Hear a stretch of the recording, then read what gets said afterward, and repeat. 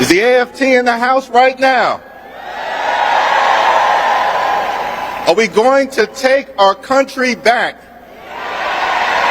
Are you ready to help us take back control of the United States House of Representatives in November?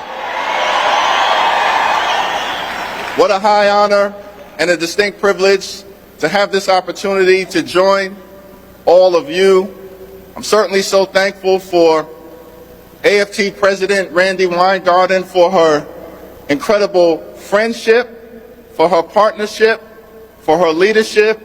On behalf of all of you, on behalf of the brothers and sisters, the men and women of organized labor, on behalf of working class folks all across this country, on behalf of our children, of course, Randi Weingarten, who I've known for a long time, we're both from New York, y'all.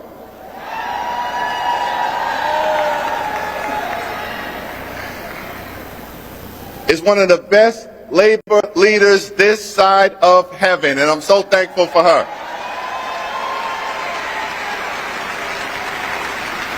And it's great to be in a room of educators, of teachers, of paraprofessionals, of nurses, of healthcare professionals, and public employees. And I'm appreciative, we're appreciative of, as House Democrats, of the work that all of you do in our communities all across this great country, particularly in the midst of these challenging times.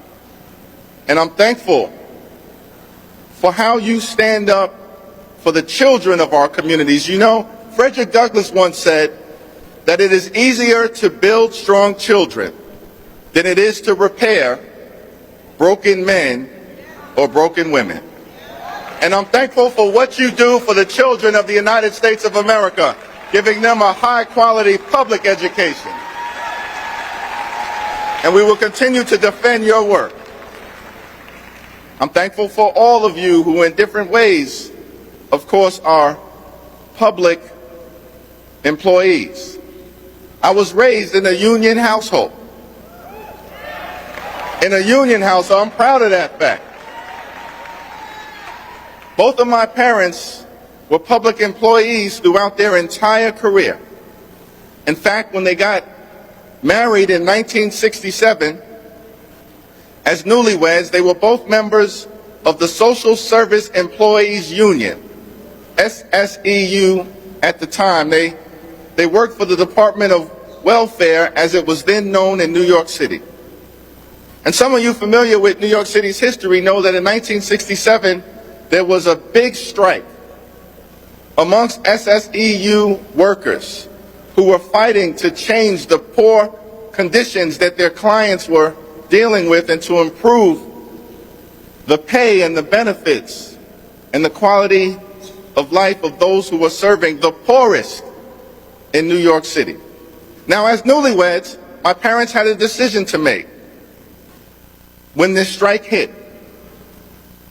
Whether they were going to cross that picket line because they were uncertain about how they were going to pay their bills, both of them not receiving a paycheck. Were they to go out on strike? Or were they going to stand with their union brothers and sisters? And later on in life, I was proud to have learned that both of them unequivocally made the decision that they were going to stand on that picket line, on strike, with their union brothers and sisters until they were able to prevail. And I'm so thankful for that, because being part of an organized labor union household has served our family well every single step of the way. In the 1970s, my brother, who's an educator himself, was doing well now, but in the 1970s, he was born with a serious heart condition. And it was very trying at the time. But our family, we were able to get through that moment because of our union-negotiated health care.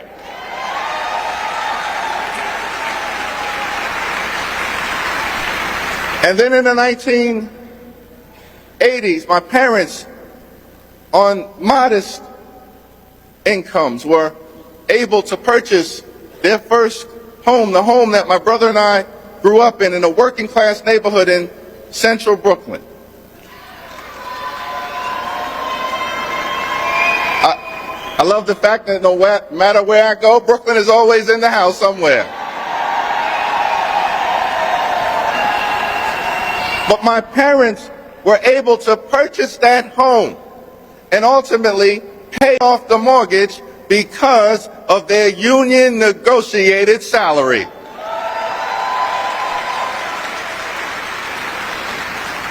And then when it was time for me to go off to school, and I went to State University of New York at Binghamton, upstate New York.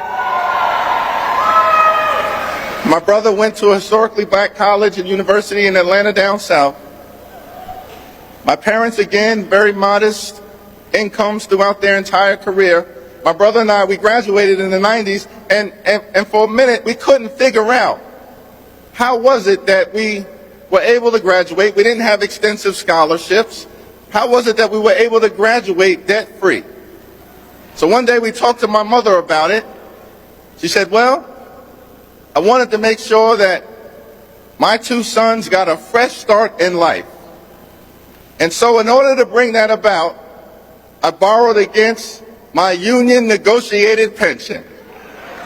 And so I just stopped by to make it clear that you don't ever have to worry about whether Hakeem Jeffries is going to stand up for you and organized labor, because organized labor has always been there for me. And we're going to make sure that organized labor is there for the American people today and tomorrow and this week and next week and this month and next month and this year and next year and always and forever. Your values are our values, and our values are your values, and we appreciate the work that you do in this challenging moment, where there are far too many people who are struggling to live paycheck to paycheck, can't thrive and can barely survive. And in this great country of ours, when you work hard and play by the rules, you should be able to live a middle-class life, a comfortable life, and live the good life. And we know what that looks like. A good-paying job, good housing, good health care, a good education for your children, and when it's all said and done, a good retirement.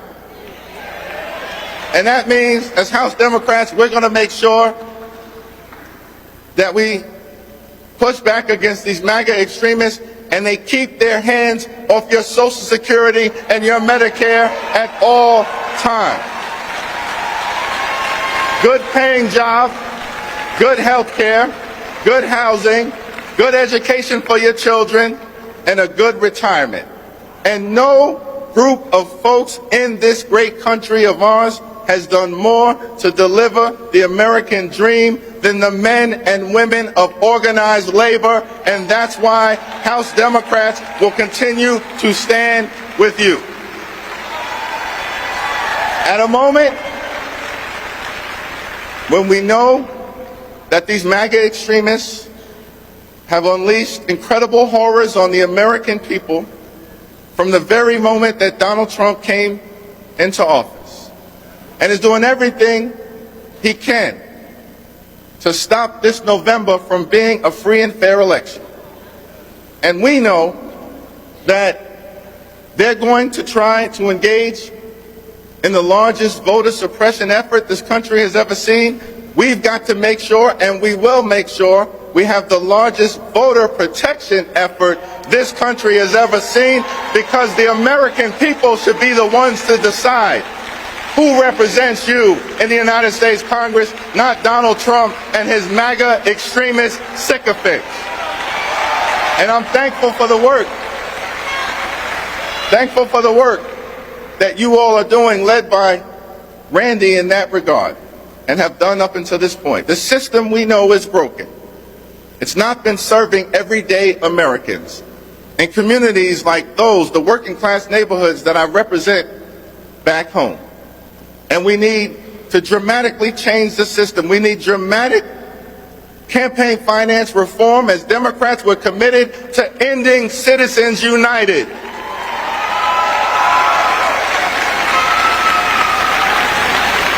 We need dramatic electoral reform to ensure there are free and fair elections. And we certainly need dramatic Supreme Court reform. The Supreme Court is out of control, and we're going to get that turned around. And so as we work to bring about a better life for all, this wonderful theme that you have, fighting for a better life for all, we as House Democrats have said we're committed to a focus on the economy, to driving down the high cost of living in every area possible, to ensure that people can't simply survive in the United States of America, working class folks, middle class folks, that you can thrive. As Democrats, we'll be focused on fixing our broken healthcare system. We know that Republicans have launched an unprecedented assault on the health care of the American people, an assault on Medicaid, the largest cut to Medicaid in American history, an assault on the Affordable Care Act by refusing to extend the tax credits, jeopardizing the health care of more than 20 million Americans, an assault on the National Institute of Health, the Centers for Disease Control, the Food and Drug Administration, vaccine availability, an assault on public health in the United States of America. And so we've got to fix our broken healthcare system. As Democrats, we're committed to it, not simply a return to the status quo, but something better, and anchored in the principle that every single American, when it comes to the healthcare in this country, healthcare can't simply be a privilege available only to the wealthy, the well-off, and the well-connected. Health care has got to be a right available to every single American. And as House Democrats, we're committed to making sure we bring that about. And as I take my seat, thankful for all of you, for your presence, for the incredible work that you do. When I walked in this morning and I heard all of the music, and I saw the excitement, I was thinking to myself, this is not simply a convention, it's a union-powered extravaganza. And we're thankful for you and for your work, and for the work that lies ahead and our partnership together. We're focusing on costs, driving down the high cost of living. We're focusing on care, that's child care, that's health care, that's elder care.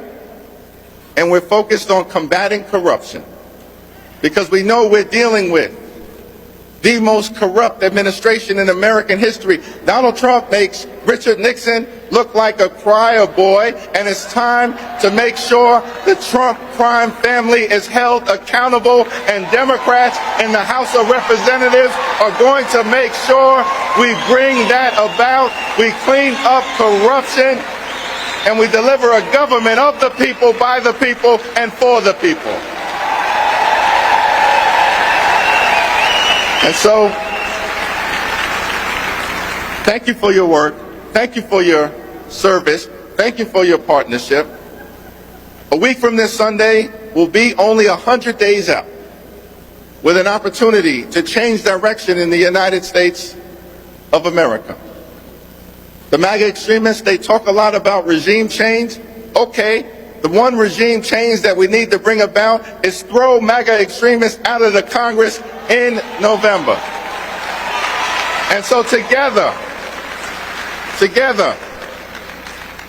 we're going to fight to bring about an economy that works for everyone, to drive down the high cost of living, to fix our broken healthcare system, to clean up corruption, to make sure that we end this reckless and costly war of choice in Iran, and to get ICE under control, because ICE is completely and totally out of control.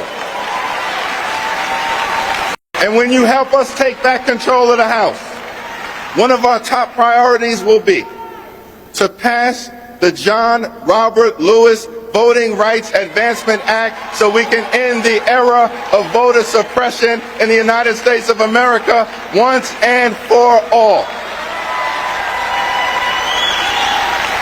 And pass pro-union bills like the PRO Act to always protect the right to organize.